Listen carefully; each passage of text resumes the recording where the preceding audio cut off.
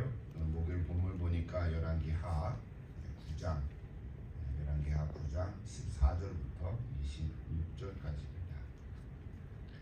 앞뒤 얘기가 좀 필요하기는 합니다. 여러분 날마다 매일 성경을 읽어갈 때 본문 딱 하나 떼서 나누는 거지만 그 핵심을 여러분이 좀 잘 이해할 수 있기를 바랍니다. 일단 평안은 하나님의 선물이죠. 확실합니까? 예, 평안은 하나님의 선물입니다. 진정한 평안은 그래서 하나님과의 관계가 회복될 때 있습니다. 하나님 멀리 떨어져 있으면 평안한 것 같은데 사실은 거짓 평안이죠. 혼자 있을 때는 불안하거든요. 그래서 우리가 고백적으로는 하나님과의 관계가 회복될 때 평안이 있다. 실제로 사람 속에는 평안이 없을 수 있어요. 그러나 내 안에 하나님의 평안가 있습니다. 크게 보면 전쟁에서 승리했다고 평화가 오는 것도 아닙니다. 이거는 역사적인 교훈인데요. 전쟁에서 승리했다고 평화가 오는 것은 아닙니다. 왜냐하면 이 세상의 평화는 인간의 욕심으로부터 시작하기 때문에 그렇습니다. 모든 전쟁은 다 인간의 욕심으로부터 시작을 합니다. 물론 하나님께서도 하나님이 전쟁을 일으키시는 건 아니죠. 그러나 전쟁을 통해서 심판하시는 부분들이 있긴 한데 그건 여전히 하나님의 역사입니다.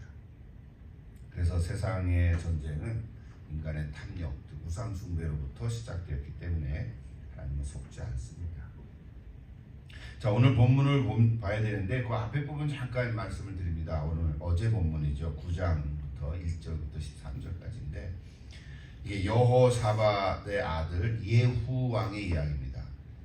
남유다죠. 여호사밧의 아들 예후.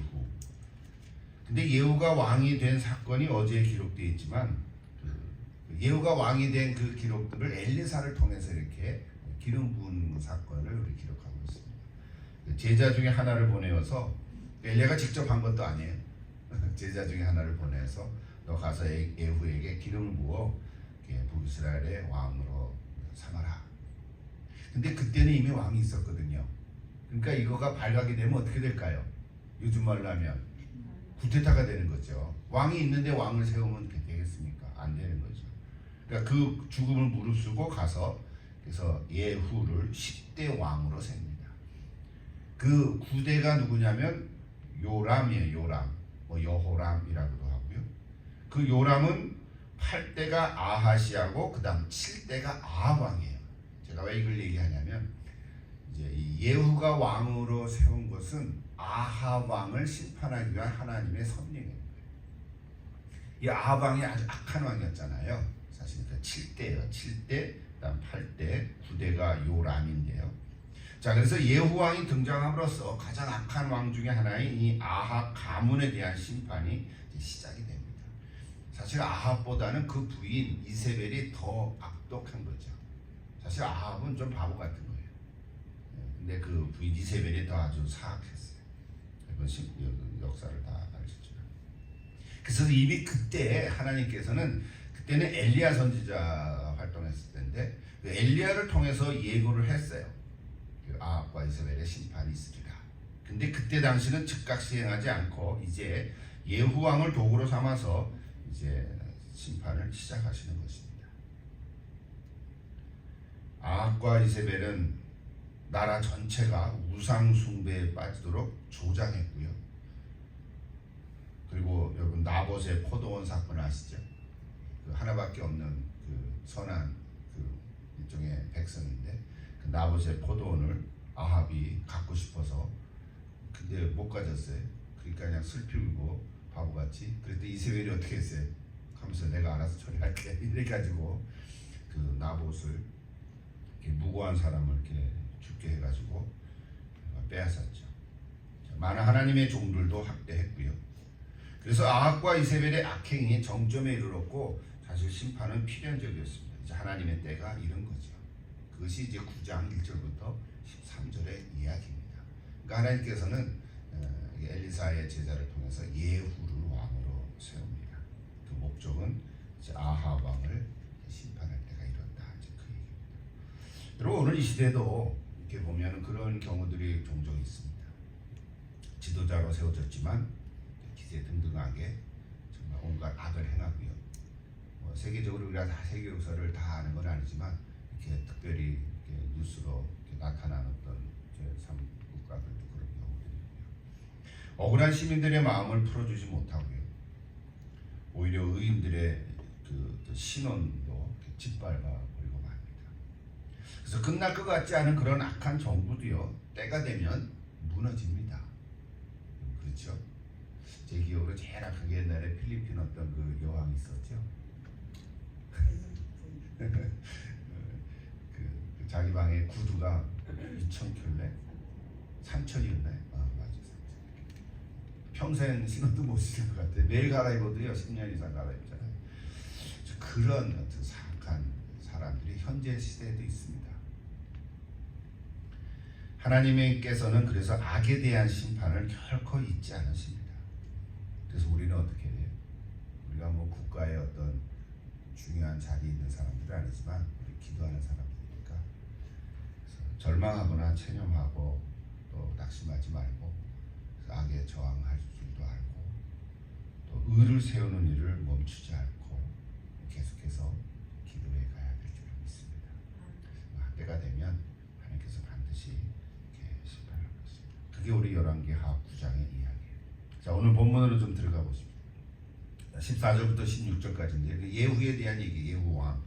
자, 예후왕의 구체적인 반란, 일종의 반란이잖아요. 요람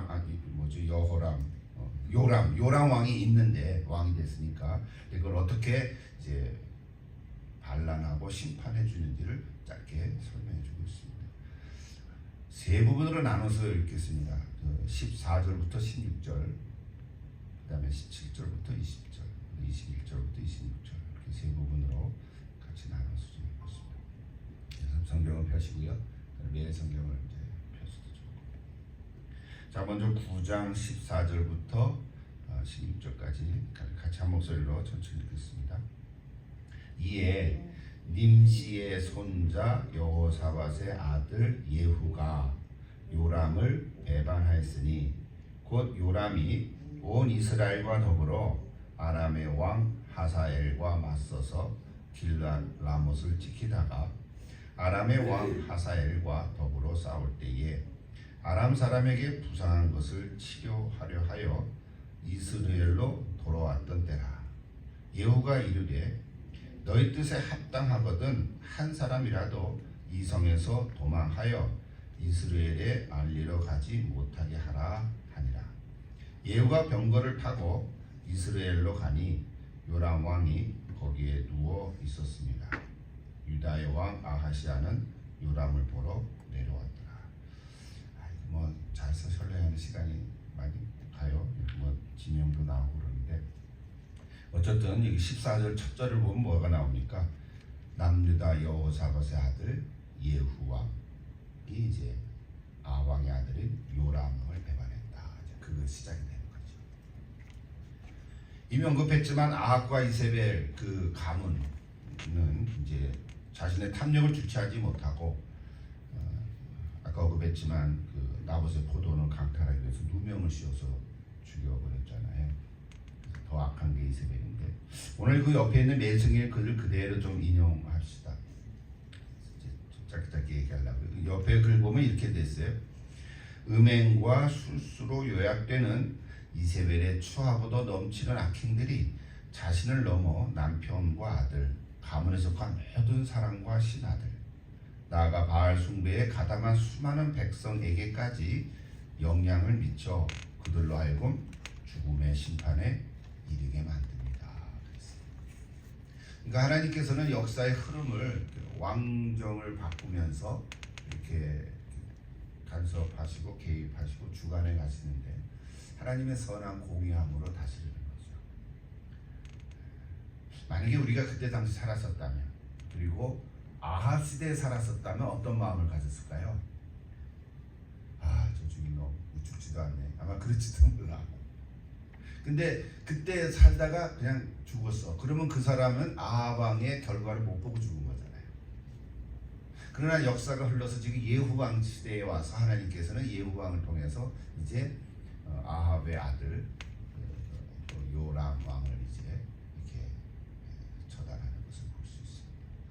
그러니까 이게 우리는 짧은 인생이니까 내가 살던 시대의 악한 자들을 심판하는 걸 못 본단 말이에요.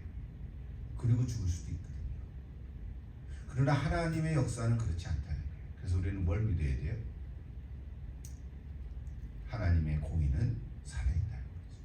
하나님은 의로 다스린다. 그건 거예요.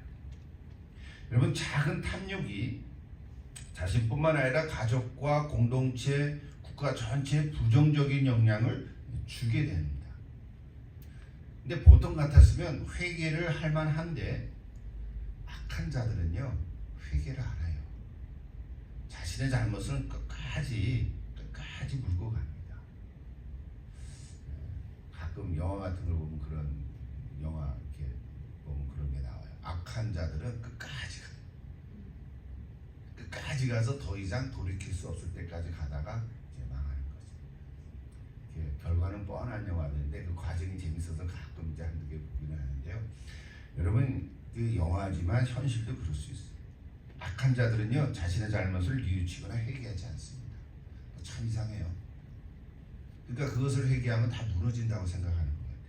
그러니까 버틸 때까지 버티다가 최후를 맞죠. 여러분, 그것이 악인의 속성인 거예요. 악인은 중간에라도 자신의 잘못을 뉘우치고 돌아오면은 참 좋은데 그 회개할 기회를 거의 놓치고 안 합니다. 이게 참 악인의 그런 최후의 모습들을 봅니다. 그래서 악인의 속성은요, 오늘 여기 역사 속에서만이 아니라 현실에도 그럴 수 있어요. 왕이 돼도 마찬가지입니다. 그래서 때가 되면 심판하신다. 그 얘기예요. 두 번째로 보십시다. 17절부터 20절 또 보십시다. 본문이 길지만 그래서 짧게 읽습니다. 17절부터 20절 또 같이 읽습니다.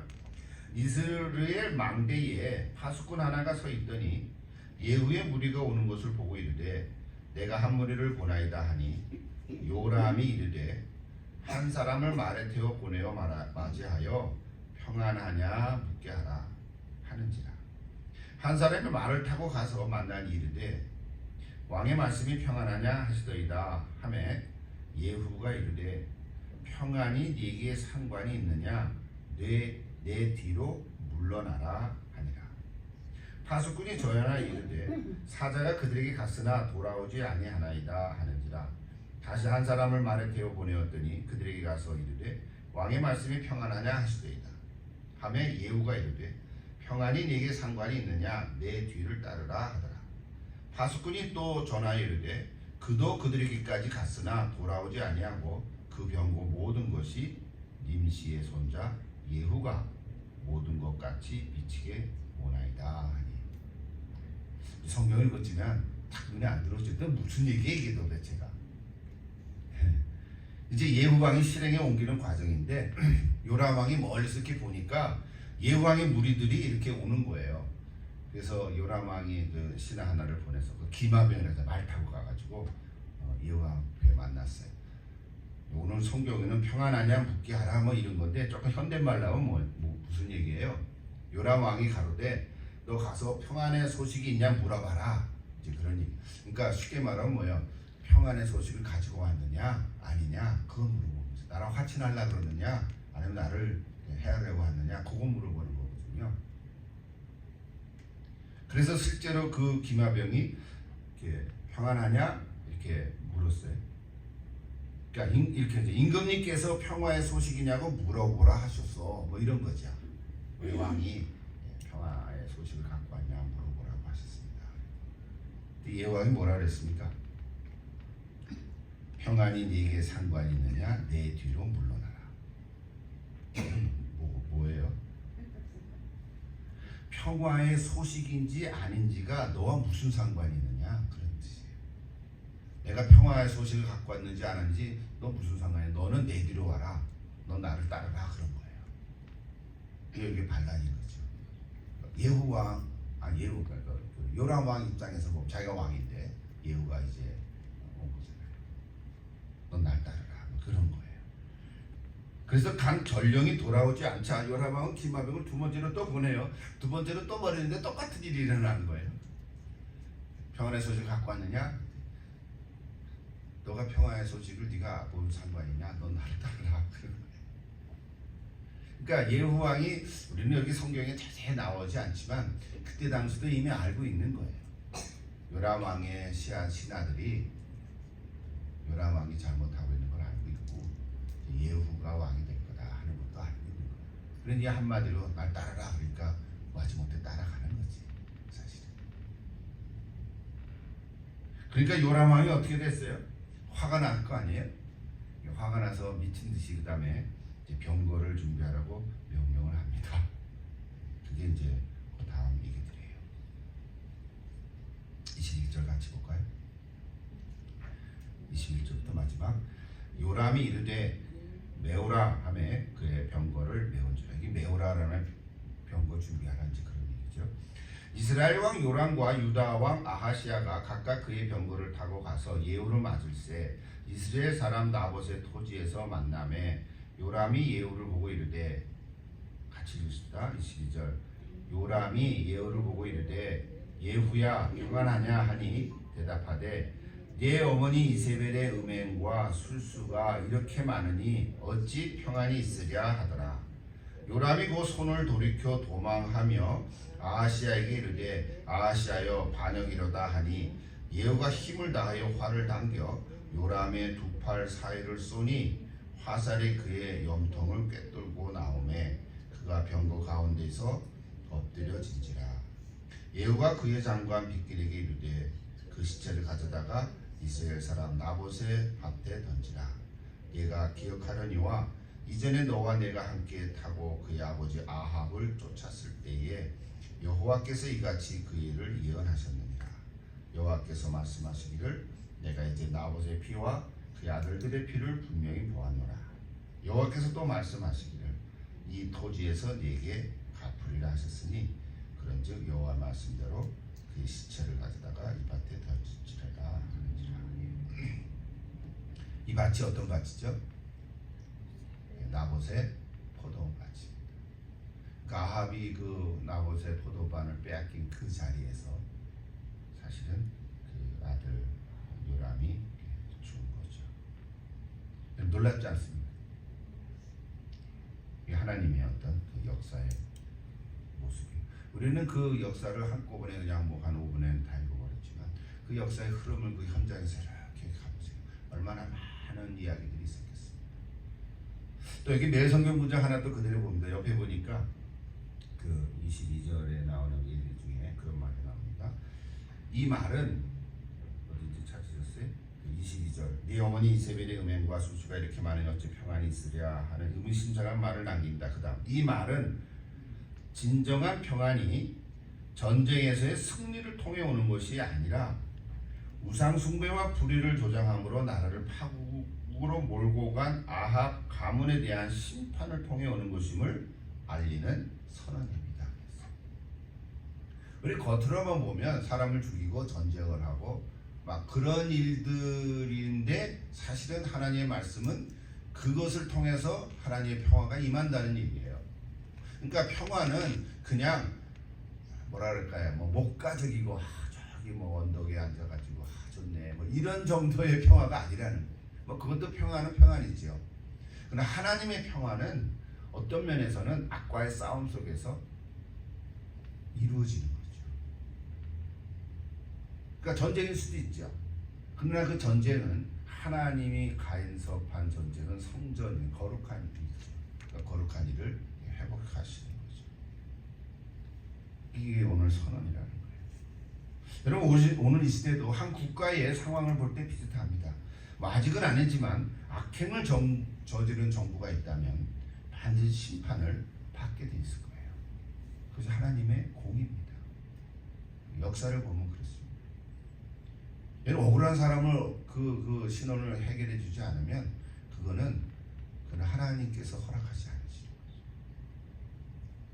거죠. 마지막 부분 보십시다. 아까 읽었지만 요람은 그의 아버지 아합처럼 화살을 맞고 죽습니다. 근데 그 장소가 바로 나봇의 포도원이었어요. 하나님은 그때 당시에는 마치 침묵하고 계신 것 같지만 때를 기다려서 하나님의 공의를 이루고 계십니다. 제가 성경 한 절 이렇게 인용하고 싶은데 에스겔 22장 24절을 보면 이런 구절이 있어요. 인자야 너는 그에게 이르기를 너는 정결함을 얻지 못한 땅이요 진노의 날에 비를 얻지 못한 땅이로다 하라 그랬어요. 이게 무슨 말이냐면 하나님은 피를 흘리는 땅은 비를 얻지 못한 땅이 될 것이라는 거예요. 피를 흘리는 땅은 그 땅은 수확이 없을 거라는 거죠. 폐허가 되는 거죠. 여러분 예수님도 오셔서 무화과 나무를 저주한 적이 있었잖아요. 그것도 마찬가지. 맥락에서 볼 때 피를 흘리는 땅, 이게 어떤 그 억울하게 악행을 행하는 그 땅은 비를 얻지 못한다. 억울한 사람들의 피가 흐르는 땅. 여러분 역사 속에서 그런 거 참 많이 보잖아요. 우리가 사는 미국에도 그런 거 있잖아요. 남북 전쟁에서 많은 사람이 피를 흘리고, 또는 미국이 처음 시작할 때 여기에 살던 그 네이티브 아메리칸이라고 해서 우리 보통 인디안이라고 하는데 그들의 피를 많이 흘렸잖아요. 그래서 사실은 미국이 참 그래도 하나님을 섬기는 나라로 세워졌지만 그 역사 속에서 이 부분들을 해결해야 돼요. 그래서 어쩌면 미국 정부가 지금 인디안이라고 뭐라 그러죠? 네이티브 아메리칸들에게 많은 혜택을 주는 것 같아요. 사실은 겉으로 보면 혜택이지만 뭐예요? 땅 다 뺏어가지고 자기네들을 맞아가지고 너 여기서만 살아. 텍스 면제해줄게. 그러는 거잖아요. 네? 뭐라고요? 그렇죠. 종족을 멸절시킬 수도 있지. 근데 아직 멸종은 안 시켰어. 살기는 했지만 여러분의 네이티브 아메리칸의 삶을 보십시오. 그렇죠? 그들은 교육도 잘 못 받고 그러다 보니까 그냥 살기는 하는데 그냥 공동체를 이렇게 모여서 살잖아요. 담배 가게는 다 그들이 다 한다면서요? 근데 좀 부정적인 것도 있지. 카지노도 그들이 하고 뭐 이런 것들이 있어요. 있긴 있는데 제가 오늘 이런 예들 들은 건 뭐냐면 이 역사 속에서 있었던 그런 일들을 얘기하는 거예요. 피를 흘리는 땅, 그 얘기를 하는 거죠. 그러니까 하나님께서는 이스라엘 역사 속에서 하나님 믿는 민족인데 하나님 백성인데 이제 이런 일들을 하는 거예요. 그러니까 이게 하나님의 공입니다. 하나님의 공이지.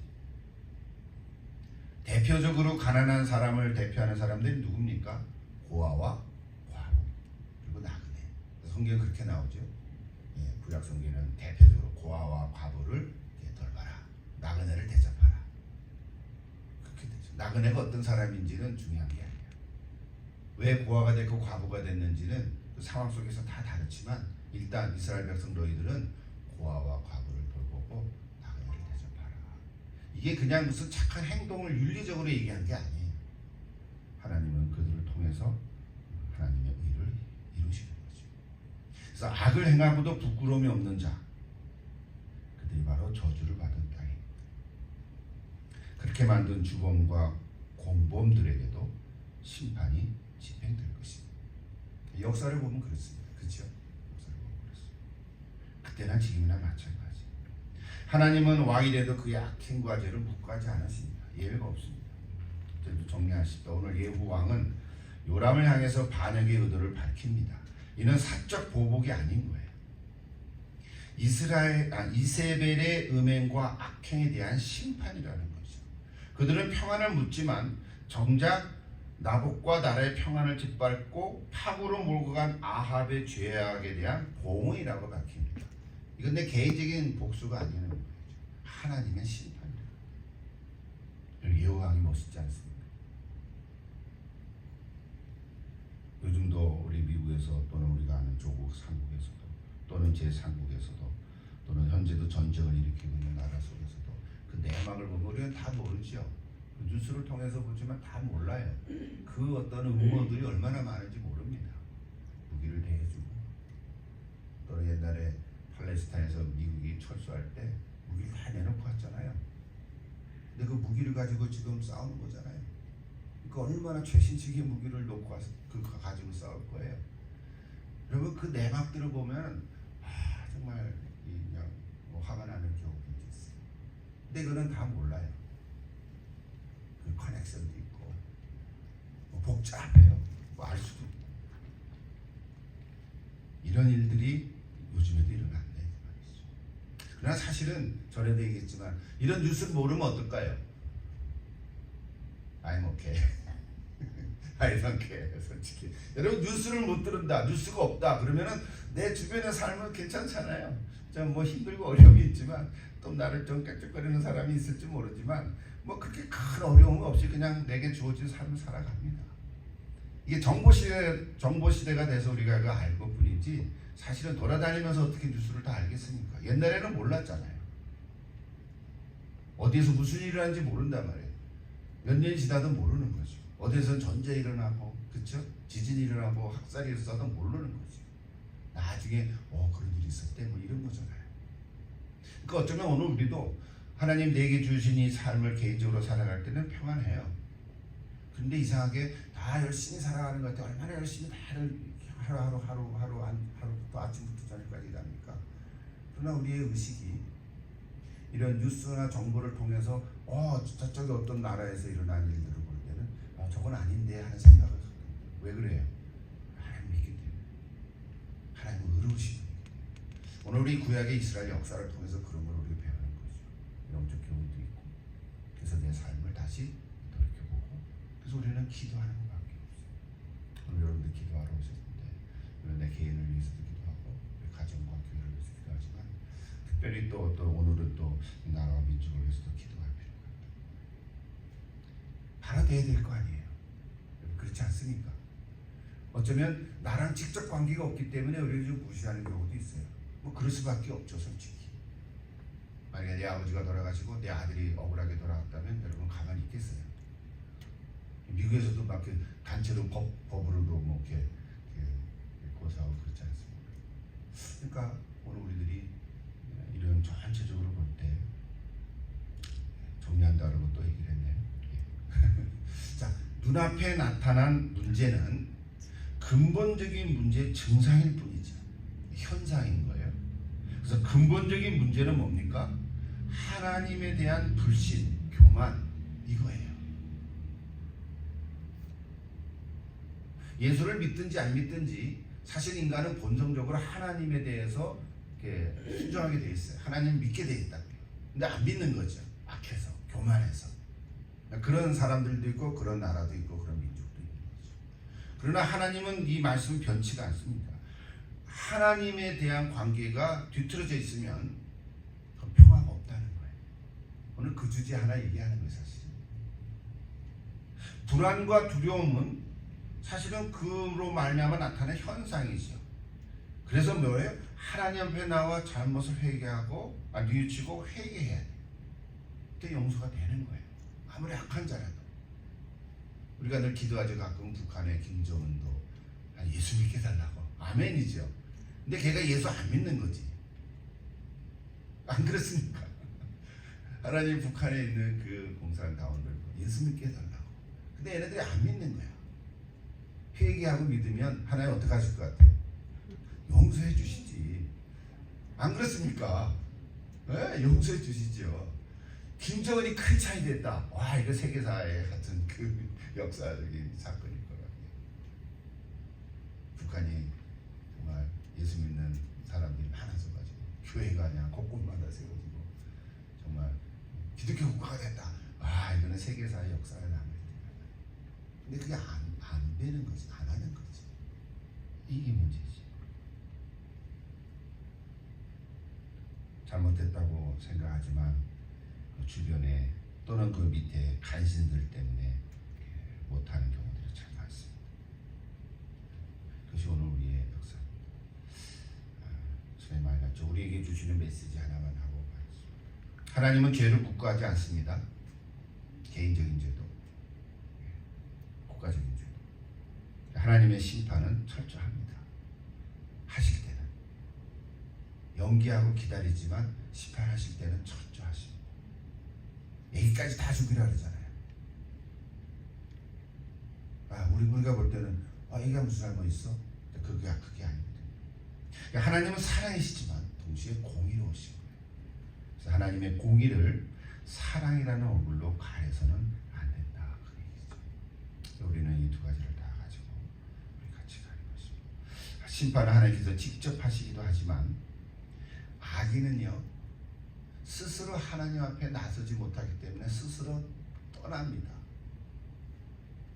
하나님이 물론 불로 물로 심판하시기도 하지만 여러 가지 경우로 심판을 하시지만 사실은 더 많은 경우는요. 악인은 죄인은 그 하나님 앞에 안 나오는 거예요. 나올 수가 없는 거예요. 스스로. 그게 어두움은 빛으로 못 나오는 거예요. 그래서 어둠은 빛을 이길 수가 없습니다. 빛이 어둠을 몰아내는 거죠. 다 맞는 말이죠. 빛이 어둠을 몰아내는 거예요. 그러니까 어둠은 빛 앞으로 못 나오는 거예요. 그러니까 심판이라는 개념을 심판이라는 것은 하나님이 막 이렇게 때들어 부수기도 하는 거지만 스스로 물러나는 거예요. 스스로 떠나는 거예요. 하나님 뭐라 그러지 않는데도 그냥 가버리는 거예요.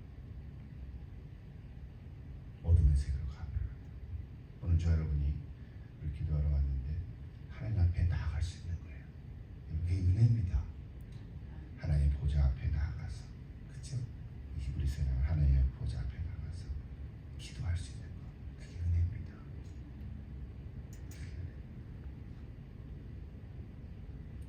오늘도 주관하시는 하나님 믿고 오늘도 우리 놀라운 평화가